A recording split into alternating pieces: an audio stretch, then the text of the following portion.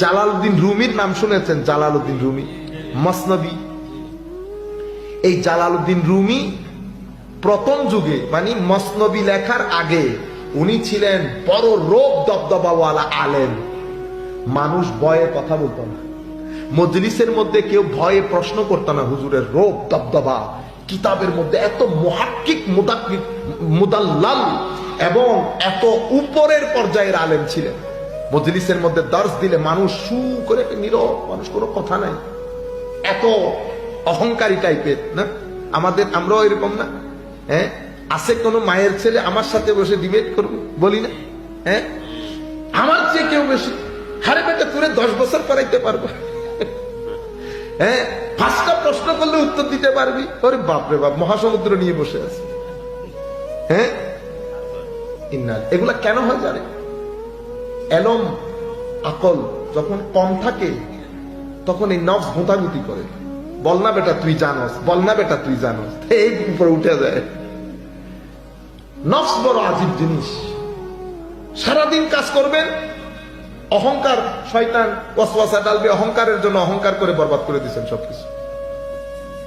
Jalaluddin Rumi রোব দবদবা। একদিন শামস তাবরেজ রাদিয়াল্লাহু আনহু, দেখছেন এদেরও সুহবত দরকার হয়েছে আল্লাহ ওয়ালা হওয়ার জন্য। শামস তাবরেজ আইসা বলতেছে, এগুলা কি? কদুর এগুলা তুমি বুঝবা না, একই আন্দাজ না, কথার আন্দাজ একই না, এগুলো আপনি বুঝবেন না। আমি বুঝবো না? না, আপনি বুঝবেন না। উনি নিয়েও কূপের মধ্যে নিক্ষেপ করছে। ও কূপের মধ্যে যখন নিক্ষেপ করছে, ছাত্ররা পারে না শামস তাবরেজের গলা খাইয়া হইল। উস্তাদ শামস তাবরেজ যখন দেখতেছে মাইরি খাইতে হবে শেষ পর্যন্ত, উনি উঠে কূপের মধ্য থেকে এগুলো তুলে হুজুরকে দিছে। হুজুর প্রথমে খেয়াল করে না, পরে দেখতেছে কিরে কূপ কোথায়, উনি কোথায়, কিতাব কোথায়। তখন উনি বলতেছেন, এটা কিভাবে সম্ভব হলো? এটা তুমি জানো না। এটা কিভাবে সম্ভব হয়েছে এটা তুমি জানো না। যখন কথোপকথন হচ্ছে, সুহবতের মধ্যে এসেছে তো, শামস তাবরেজের সিনার ভিতরে তো নূরের সমুদ্র। তখন হুজুর জালালউদ্দিন রুমির ভিতর থেকে অন্ধকার আস্তে আস্তে সরে যেতে শুরু করেছে।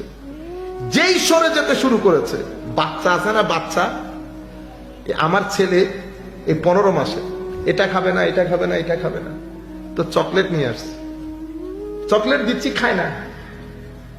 জালালউদ্দিন রুমি কিন্তু খেতে চাচ্ছে না, তো খায় না। জোর করে যখন মুখে একটু লাগাই দিছি, ও খোদা রে খোদা, আর কিছু খায় না। সে এখন ঘুরে ফিরে আমার আঙ্গুল দেখে, বুঝতে পেরে মজা লেগে গেছে। জালালউদ্দিন রুমির ভিতর থেকে যখন ওইটা সরতে শুরু করেছে, এখন উনি শামস তাবরেজকে আর যেতে দেয় না, হুজুর থাকেন।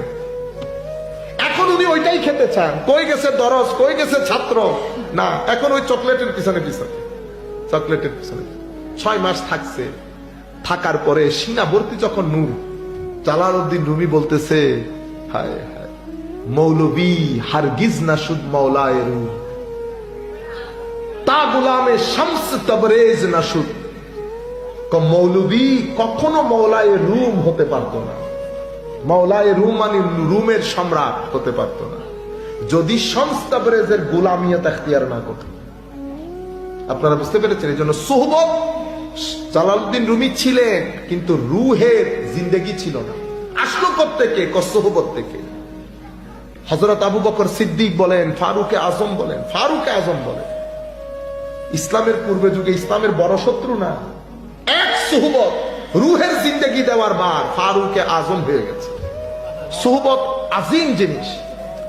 আপনি যখন ভালো মানুষের সাথে থাকবেন, মানুষ আপনাকে, এই জন্য আমার নবী বলছে, কোন মানুষকে চিনতে হলে তার বন্ধু দেখো, সঙ্গ দেখো, কার সাথে থাকে। আপনি যতই ভালো হন, যদি আপনার সঙ্গ নষ্ট হয়, মনে রাখবেন সুফিয়া ইকরামকে জিজ্ঞেস করতে, হুজুর সবচেয়ে ভালো কাজ কোনটা? তো ভালো মানুষের সাথে থাকা।